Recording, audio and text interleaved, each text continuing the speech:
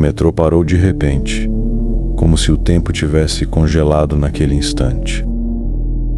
As portas se abriram lentamente, revelando um vagão mergulhado em sombras.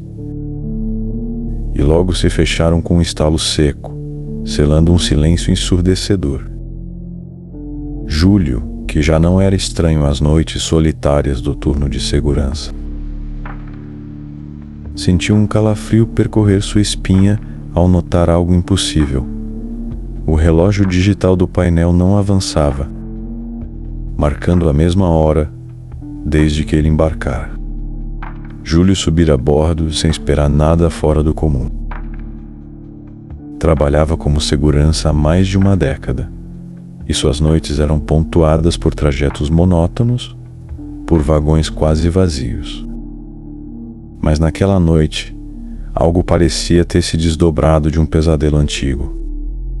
Ao entrar, ele notou uma quantidade maior de passageiros do que o habitual para o horário avançado. Entre risos abafados e conversas desconexas, uma atmosfera densa e opressiva já se fazia presente, como se o ar estivesse carregado de presságios. Enquanto caminhava pelos corredores estreitos, a memória de sua infância invadia seus pensamentos.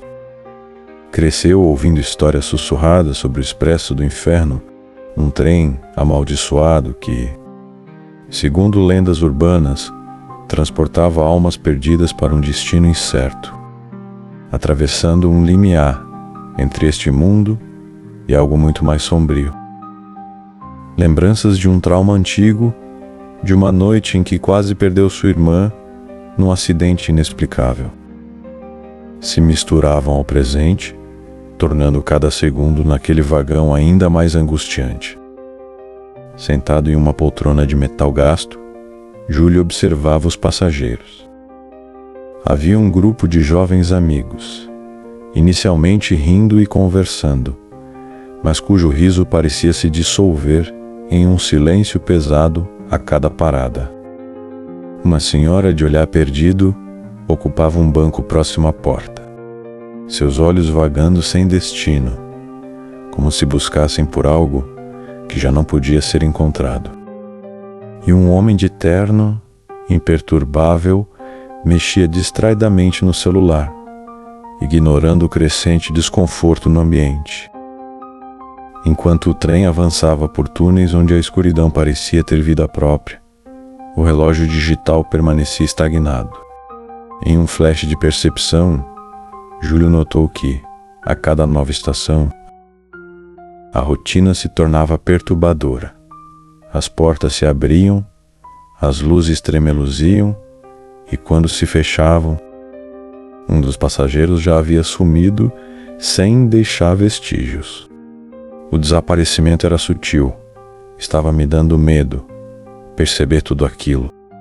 Na primeira parada, um dos amigos do grupo se desvaneceu, e logo depois dele, a senhora de olhar perdido piscou os olhos pela última vez, e ela se foi.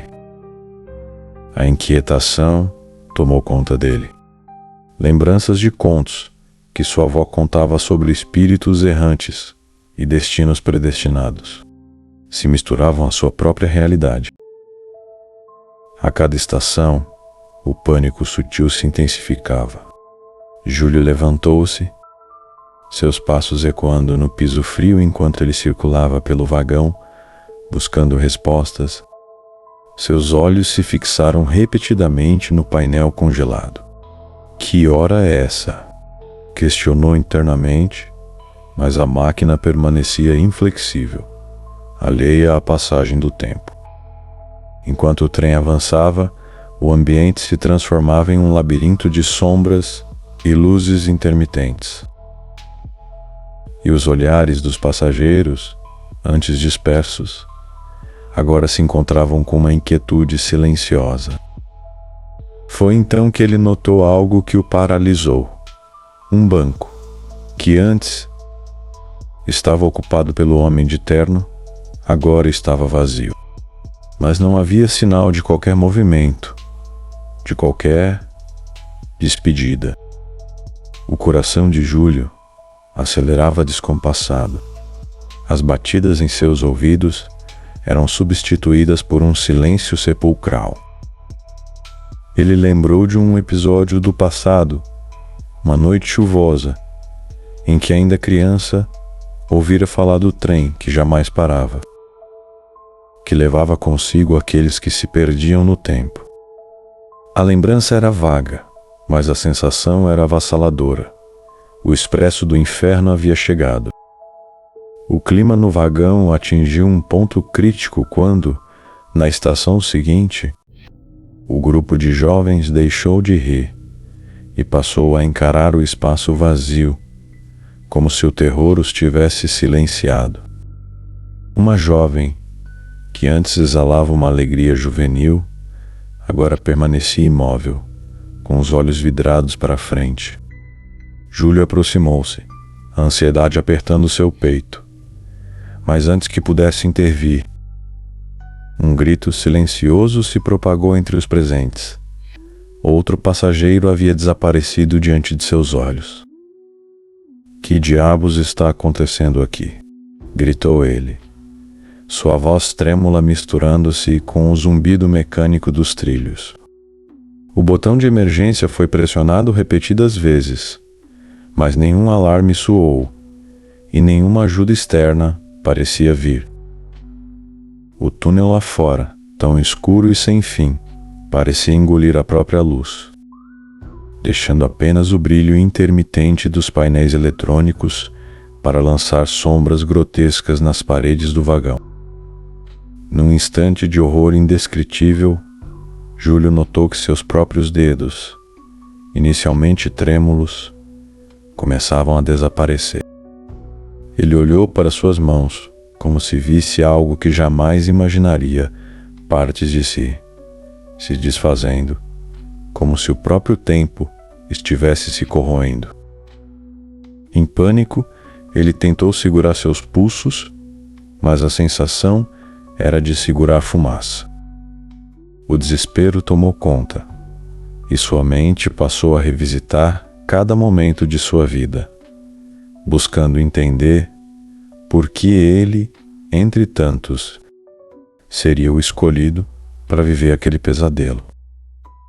Enquanto o trem avançava para a estação seguinte, o pânico se espalhava de forma quase palpável. Júlio, agora com o coração em tumulto e a respiração ofegante, começou a correr pelo corredor, tentando alcançar a cabine do condutor. Ele precisava de respostas, precisava de uma explicação para aquele fenômeno que ultrapassava a lógica e os limites da realidade. Do outro lado do vagão, os passageiros antes imóveis, agora o observavam com um olhar fixo, como se soubessem de um segredo terrível que ele ignorava. De repente, o painel digital piscou e revelou uma mensagem que fez o sangue de Júlio gelar. Próxima estação, parada final. Aquelas palavras ecoaram como um sino fúnebre. Ele conhecia bem aquela linha. Nunca existira parada final em seu trajeto. Era como se o trem tivesse entrado em um domínio onde as regras do mundo real não se aplicavam mais.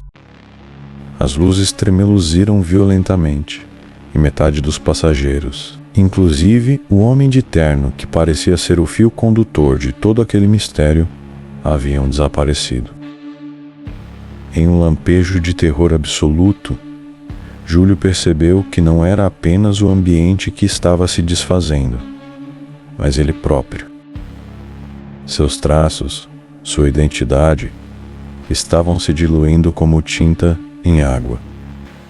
Quando o trem finalmente reduziu sua velocidade, uma calma macabra se instalou.